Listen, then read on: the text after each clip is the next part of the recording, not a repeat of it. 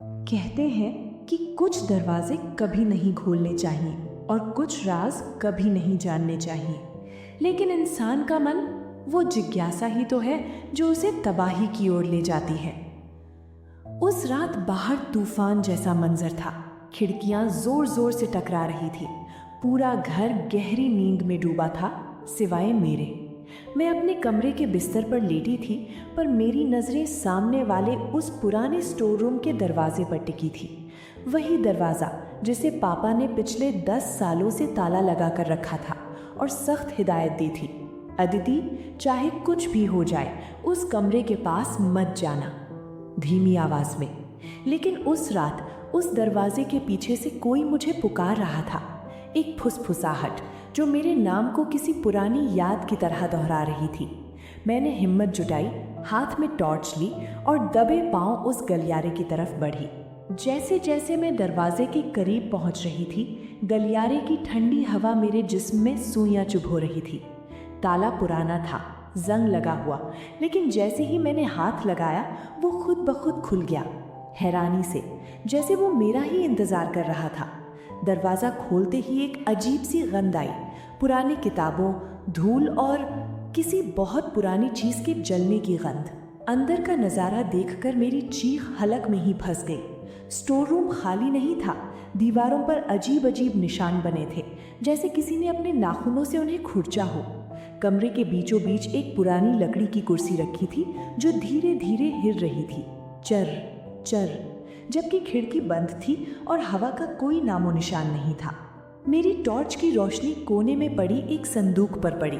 मैंने कांपते हाथों से उसे खोला तो अंदर एक पुरानी काली डायरी थी। मैंने उसका पहला पन्ना पलटा तो मेरा खून सूख गया। उस पर मेरी ही तस्वीर लगी थी, लेकिन वो तस्वीर कम से कम 30 साल पुरानी थी।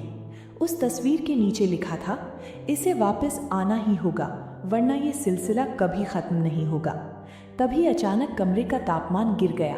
मुझे अपनी गर्दन के पीछे किसी की गर्म सांसें महसूस हुई।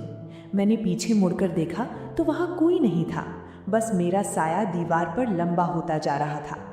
अचानक स्टोर रूम का भारी दरवाज़ा अपने आप धड़ाम से बंद हो गया।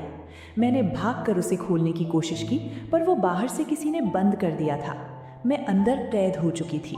मैं चिल्लाई, मैंने दरवाज़ा पीटा, पर घर में किसी को सुनाई नहीं दिया। तभी कमरे के कोने में रखे एक पुराने धूल से ढके आईने पर मेरी नज़र पड़ी।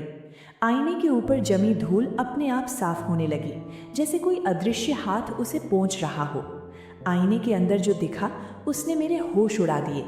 आईने में मैं नहीं थी, वहाँ एक औरत खड़ी थी जो बिल्कुल मेरी जैसी दिखती थी, लेकिन उसकी आंखें पूरी तरह काली थीं।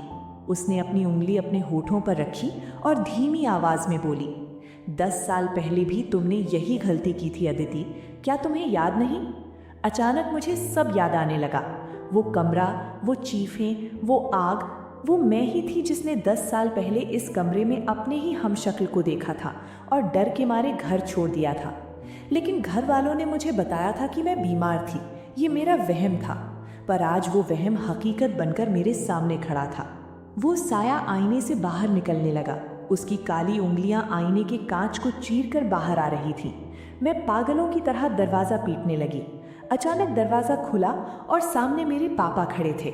उनकी आंखों में गुस्सा नहीं, बल्कि एक गहरा डर था। उन्होंने मुझे झटके से बाहर निकाला और दरवाज़ा फिर से बंद कर दिया।